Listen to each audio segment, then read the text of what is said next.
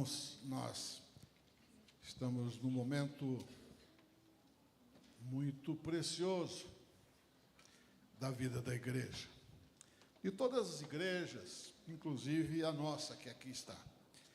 É um momento de extrema grandeza, de extremo valor e que tem, ao longo das Escrituras, prometida a chegada do Messias. E o profeta Isaías, ele vem, nós poderíamos dizer que é um profeta evangélico, porque ele vem citando as Escrituras, vem citando a vida de Jesus. Ele aqui em Isaías 9:6, um texto conhecido de todos, diz: porque um menino nos nasceu, um filho se nos deu, o governo está sobre os seus ombros, e o seu nome será Maravilhoso Conselheiro, Deus Forte, Pai da Eternidade e Príncipe da Paz. Observa que não é maravilhoso, vírgula, conselheiro. Não, é maravilhoso conselheiro. Ele é maravilhoso enquanto conselheiro. Então, é essa a representação desse menino.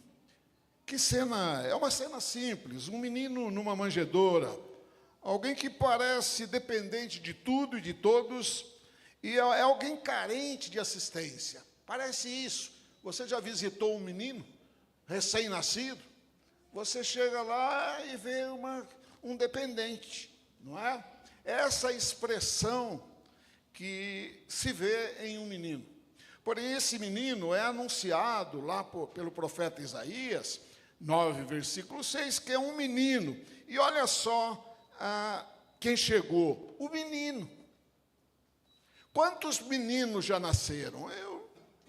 Inúmeros meninos, mas esse menino é diferente. Esse menino é diferente. Ele não teve chá de bebê. Ele não teve pessoas para ajudar no parto de Maria, a não ser José, que está do lado. Esse é Jesus, que vem sem pompas, sem festas, lá no fim do mundo, lá em Belém, uma cidade pequena, já vi, conheço. É pequeno demais, gente, para chegar ao Rei da Glória. É pequeno demais. Podia ter sido no centro de Jerusalém.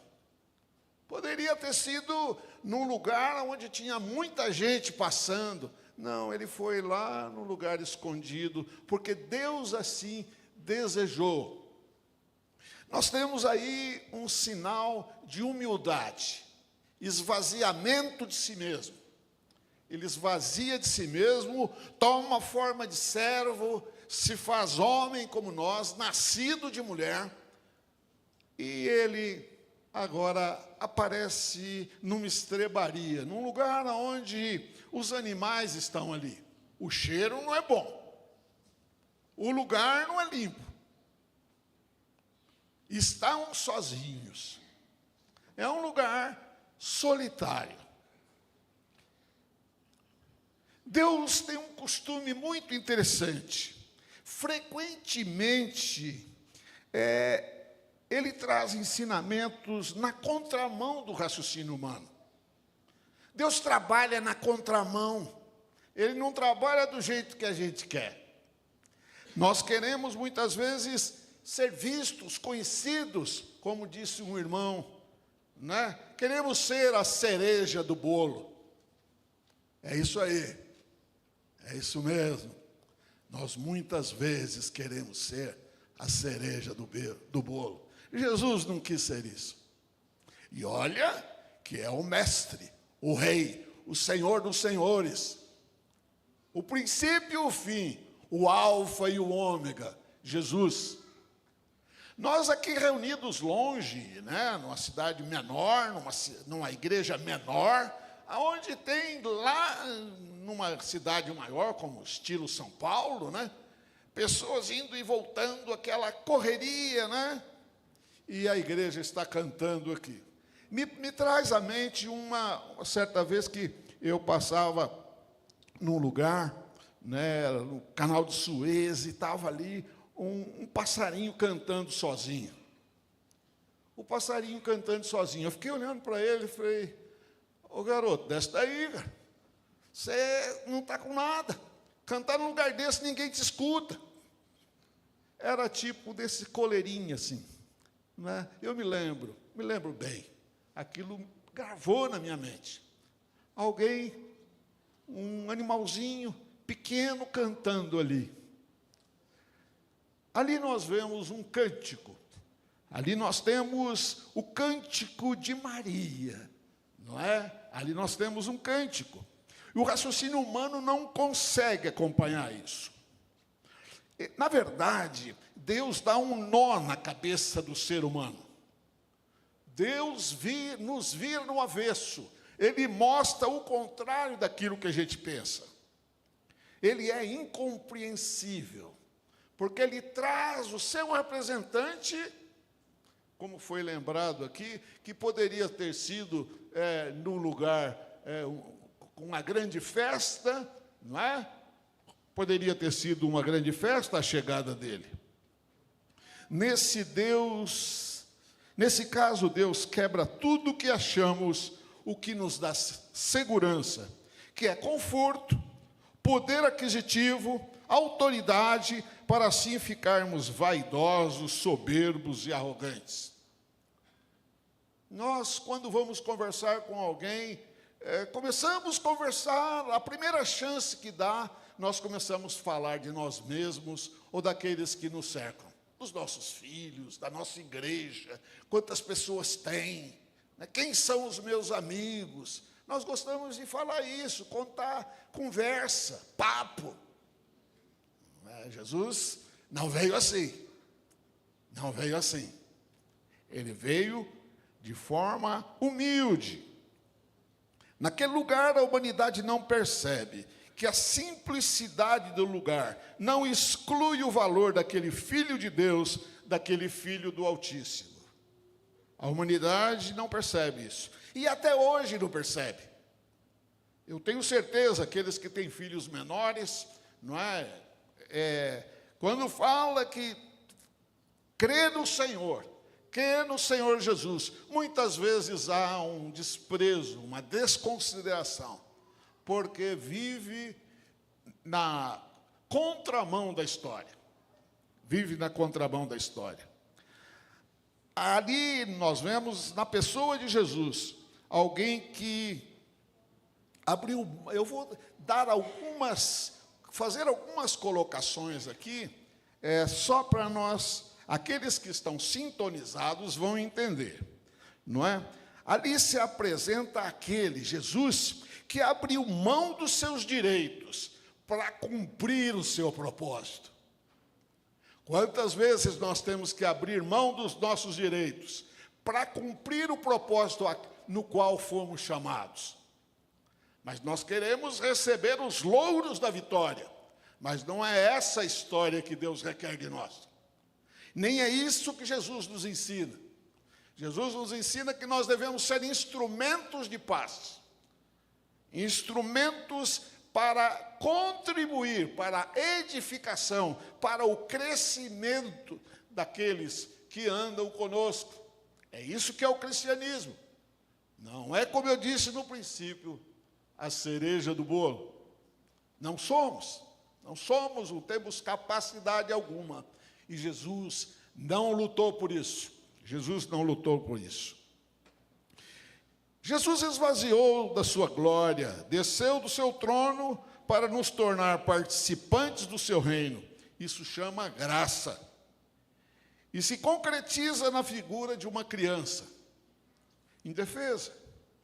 Jesus, que muitas vezes definimos como Filho de Deus, sacerdote, advogado, amado do Pai, o primogênito, o companheiro, o amigo, que se fez carne e habitou entre nós, temos apenas de forma teórica, como disse Jó, eu te conhecia só de ouvir, hoje os meus olhos te contemplam. Eu vou dizer uma frase aqui que expressa biblicamente quem é Jesus. Quem é Jesus? Nós dizemos, que é advogado, amado do Pai, o primogênito, né, o companheiro, o amigo.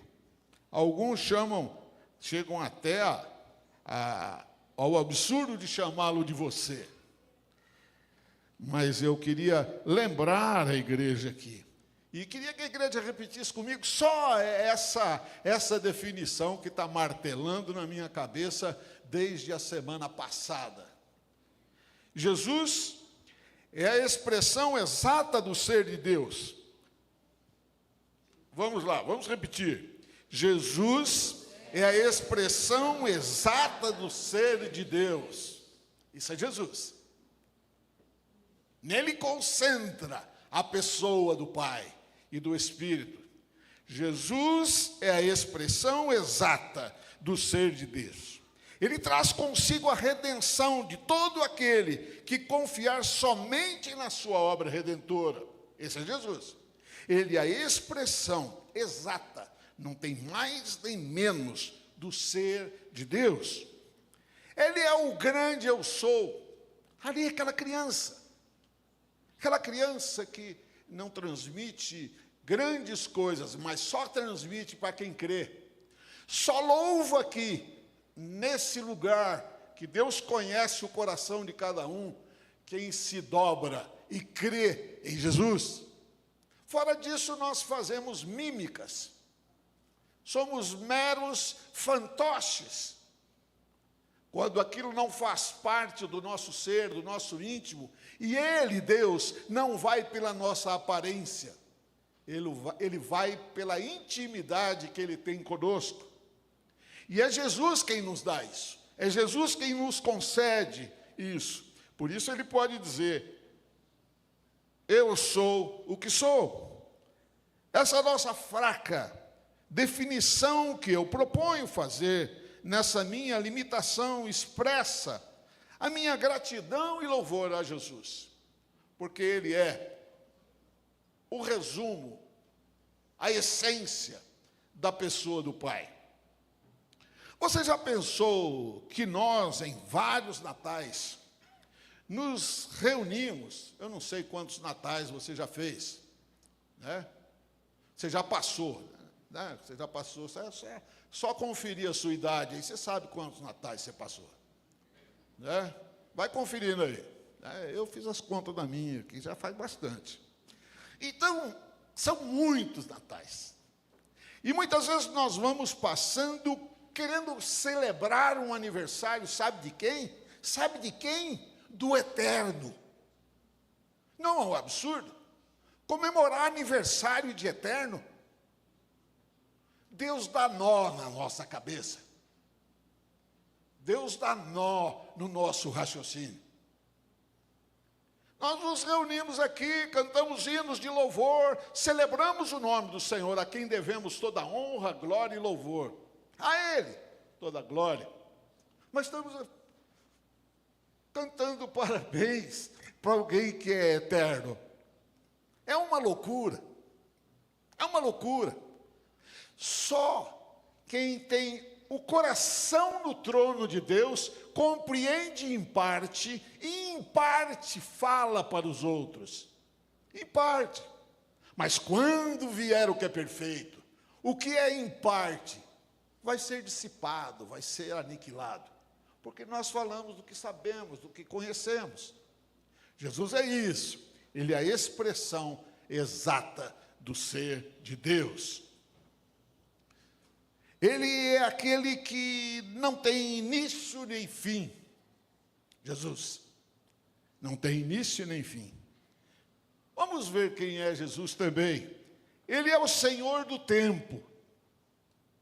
Ele cuida de todas as coisas. Ele é o dono do relógio. Ele é o dono do relógio. Nós queremos que Ele faça uma obra na vida de alguém e queremos marcar hora para Ele. Ele age quando quiser, como quiser, do jeito que quiser. Ele é dono do relógio. Ele é o dono do tempo. E nós vamos lá olhar para a criança e não vamos compreender que Ele é o proprietário do relógio. É Ele quem controla. E o relógio dele é eterno. Todas as coisas que Deus faz são eternas.